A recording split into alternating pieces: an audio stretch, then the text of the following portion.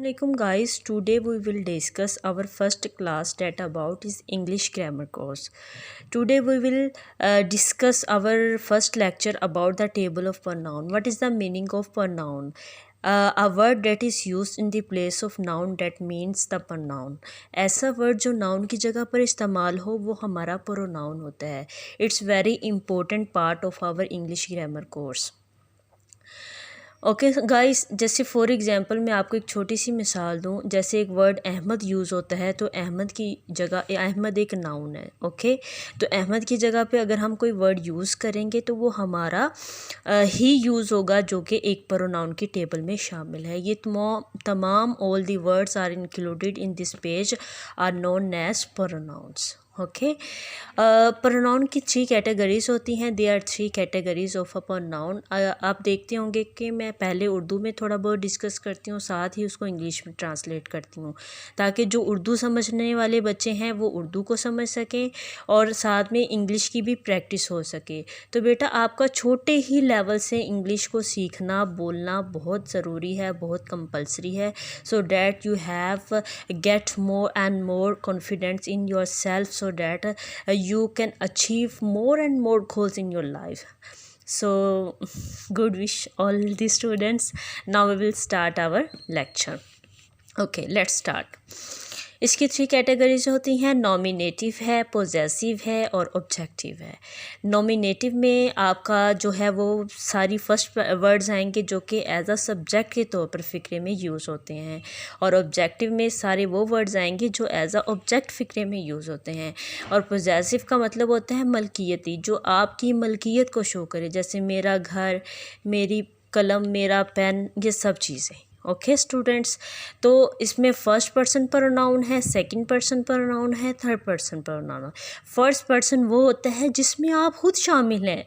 देखें इंग्लिश को भी आपसे इतना प्यार है कि उसने आपको सबसे पहले फर्स्ट में रखा है. तो आपने ये याद रखना है कि फर्स्ट पर्सन में सिर्फ आप हैं या फिर आपके साथ कोई शामिल है तो वो होगा, यानी कि हम. आपने गौर किया होगा जब हम कहते हैं उसमें आप खुद भी शामिल होते हैं और आपके साथ जो फ्रेंड्स हैं आपके या रिलेटिव्स हैं, कुछ कोई भी हैं, वो आपके साथ बैठे हुए हैं तो वो आपके साथ शामिल होते हैं. तो फर्स्ट पर्सन मीन्स जिसमें आप हैं और आपके साथी हैं. आई का मतलब मैं, माई का मतलब मेरा, मेरी, मेरे, और मी का मतलब मुझे, मुझको. और एक आप नीचे वर्ड्स भी देख रहे हैं जो लिखा हुआ है माइन. ठीक है, इसका मतलब भी मेरा, मेरी, मेरे ही होता है और ये फ़िक्रे के लास्ट में यूज़ होता है. For example these books are mine, ये किताबें मेरी हैं. जब आप ज़ोर कहते हो ना ये मेरा घर है, ये किताबें मेरी हैं, तो आप कहेंगे these books are mine. Okay students, आगे है वी का मतलब हम होता है, वो मैं यहाँ लिखना भूल गई हूँ, आप लिख लीजिएगा. वी का मतलब हम है, आवर का मतलब हमारा, हमारी, हमारे हैं, और अस का मतलब हमें, हमको है. अब आपने गौर किया होगा जैसे ऊपर माइन था वैसे नीचे ही आवर्स लिखा हुआ है. आवर्स भी मुख्तलिफ जगहों पे यूज़ होता है, जिस तरह योर्स नीचे यहाँ पे योर्स भी लिखा आएगा. जैसे योर्स ओबीडियंटली, आप आवर्स ओबीडियंटली फॉर एग्जांपल लिखना हो तो आप आवर्स का, योर्स का, देयर्स का, इन सब चीज़ों का आप यूज़ करोगे. ओके, अच्छा जी, आगे है second person pronoun. Now we will start the second person pronoun. Second में होता है दूसरा बंदा, यू. जो सिर्फ आपके सामने एक बंदा मौजूद है उसको आप सेकंड पर्सन प्रोनाउन कहेंगे. Okay, the second person pronoun is called the forward man that we will stand before you. जो आपके सामने खड़ा है that is called second person pronoun. Okay, you का मतलब होता है तुम, योर्स या यू, और योर या योर्स का मतलब होता है तुम्हारा, तुम्हारी, तुम्हारे. यू का मतलब होता है तुम्हें, तुमको. इसी तरह एक वर्ड है थो. अब ये बहुत ही इंपॉर्टेंट वर्ड है, हमें पता ही नहीं ये क्या है और इसका मीनिंग क्या है. थो का मतलब होता है तो, और ये ज़्यादा, या तू, और ये ज़्यादातर वर्ड यूज़ किया जाता है पोइम्स के अंदर. ठीक है, थो, और इसकी आगे कैटेगरी है थे और थी. थे का मतलब तेरा, तेरी, तेरे, थी, तुझे, तुझको.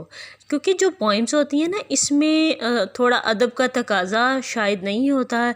तू इधर आ, तुझे, तुमको, तो ये सारी चीज़ें वहाँ पे यूज़ होती हैं. ठीक है, थो, थे और थी. आगे आपका आ जाता है third person pronoun. Third person pronoun में सिर्फ दूसरे लोग होते हैं, तीसरे जिसको हम बोलते हैं ना, तीसरे लोग होते हैं। जैसे वो एक लड़का हो तो हम ही कहेंगे, वो लड़की है तो हम शी कहेंगे।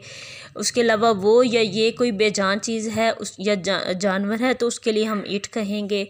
और यहाँ पे वो आ रहा है जमा के लिए।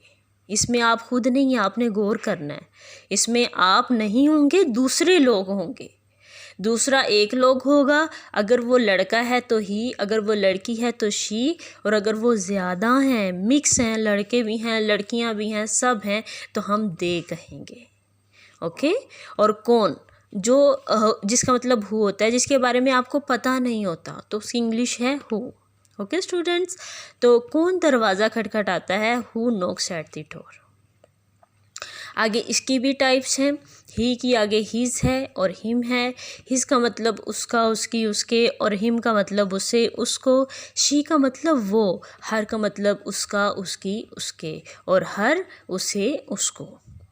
ये मैंने आपको ऊपर डिटेल में समझा दिया है कि इनका इस्तेमाल कब और किस तरह किया जाता है। अगर आपको अंडरस्टैंडिंग नहीं हो रही तो you don't worry, because when we will discuss in the other course as a sentences and statements, so you can understand and हम सब मिलके ही अंडरस्टैंड कर लेंगे कि हिज कहाँ पे यूज़ हुआ, हिम कहाँ पे यूज़ हुआ। ये सारी चीज़ें हम one by one and slowly और जो है वो हम इसको यूज़ करते जाएंगे। Okay guys.